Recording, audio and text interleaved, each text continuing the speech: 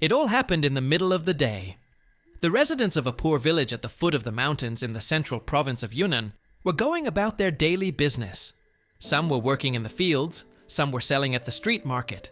Children were running around the streets. And suddenly, silence. Someone was the first to notice the footprint in the dust. Big, black and white, clumsy, and yet frighteningly confident. Is that a panda? The old woman standing on the porch asked uncertainly. The animal was indeed walking straight down the main street of the village. It didn't turn around, didn't look around.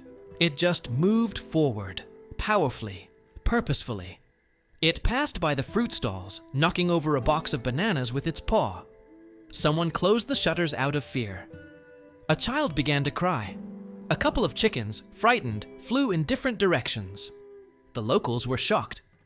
Pandas in the mountains are not uncommon, but for one to come to the center of the village, this has never happened. And certainly not like this. Someone had already called the local nature conservation service. Someone was recording what was happening on the phone, but no one smelled anything. And only a minute later, people realized that something was wrong with the panda. She did not growl. She did not show aggression. She did something in her mouth. Black, small, barely distinguishable. At first, everyone thought, a dead animal. But a moment later it became clear. It was a puppy. And he was moving. The panda stopped at the porch of an old brick house. A crowd had already gathered around her. Some were hiding around the corners. Some were filming what was happening. Some were just standing there in a stupor. But the panda didn't pay any attention to them. She carefully laid the puppy on the ground, right by the entrance, and sat down next to him. She didn't leave. She didn't run away. She just sat, silently. She looked at the people, then at the puppy. And she even seemed to look at the door, as if she was waiting for someone to open it. The puppy lay there, barely breathing. His fur was dirty, matted. He was twitching his paw. It was obvious that he couldn't even lift his head. And the panda was just breathing heavily. She didn't look aggressive, just tired. Maybe injured.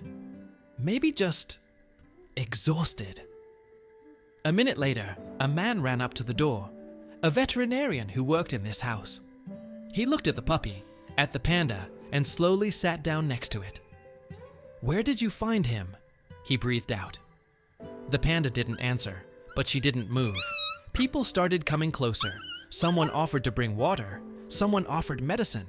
But everyone felt the same. This scene was not an accident. The panda knew what she was doing, and she knew where she was going. As the vet knelt down in front of the puppy, the panda stared at him. She didn't move, as if she knew that every action she took could frighten people. But there was no aggression in her eyes, only silent concern. People stood around in tense silence. Someone covered their mouths with their hands. Someone brushed away a tear. No one dared to speak. There was more to this silence than in any conversation. The man carefully extended his hands, checking the baby's breathing. The puppy was weak, dirty, with a torn ear. His paw was shaking slightly, but he was alive. Very weak, but alive. The vet looked at his eyes, cloudy, dry. He probably spent more than one day without water. Perhaps he fell somewhere. Perhaps his mother died. Everything indicated that without intervention, he would not have survived. He looked up again, straight into the eyes of the panda, the same one who had brought him here, to the village, to the people. She looked back, without fear, without anger, just straight. It seemed she understood, as if she was waiting for him to make sure that the baby was in good hands. And suddenly she stood up slowly, carefully, as if checking something. She took a step back. 1, 2. Then she turned around, and without noise, without a sound, walked away along the same road she had come on. The crowd parted, as if opening the way for her. Only the veterinarian, still sitting on the ground with the puppy in his arms, whispered, "She knew. She knew everything." 2 days passed. The little puppy, now called Pando, began to come to his senses. He was still weak, but he was already moving, trying to raise his head and catching a glance at those who entered the room. The vet looked after him with incredible patience, changing bandages, giving him warm water, talking to him in a whisper. There was always someone next to him. Someone brought a warm cloth, someone just sat so that the baby would not be alone. But the thought of the panda did not leave the village. Her absence was felt in the same way as her sudden appearance. People began to cope with this feeling in their own way.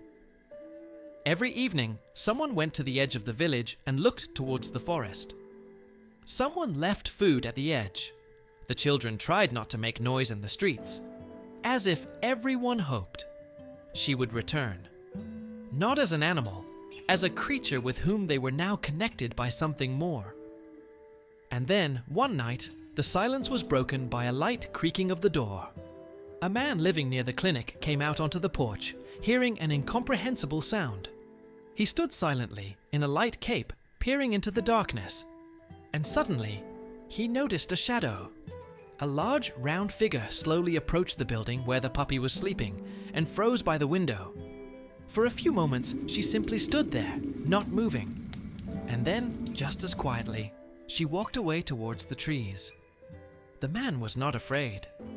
He remained in place, holding his breath.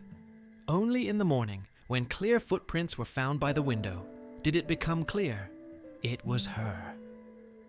In the morning, the man who had seen the panda the night before was the first to approach the clinic window. The ground beneath his feet was damp but soft. The tracks were clear, large paw prints leading back into the forest. He stood there for a long time, looking at them, as if trying to understand what exactly had happened. Was it a dream, an illusion, or was it true? When the village learned that the panda had come, no one was surprised. There was no shouting, no fuss. People simply became quieter, as if something had fallen into place inside them. Even the children played carefully, looking back toward the trees, where her world began. The puppy, as if sensing something, stood up on its paws for the first time that same day, and took a few hesitant steps. Everyone nearby froze. Some smiled, some simply breathed a sigh of relief. Later that day, the village elder said that such moments were a rare gift. When an animal trusts a person, and the person reciprocates, the boundaries between them disappear. It's not just a rescue, it's a connection. And if the giant panda came to check if the puppy was alive, it meant she recognized him as her own. That evening, a bowl of fruit and warm water was placed at the edge of the forest again, but this time without waiting, without hope of a return, just as a sign of respect. Because now everyone knew, even if she never showed up again, her shadow would forever remain in this village. A week passed.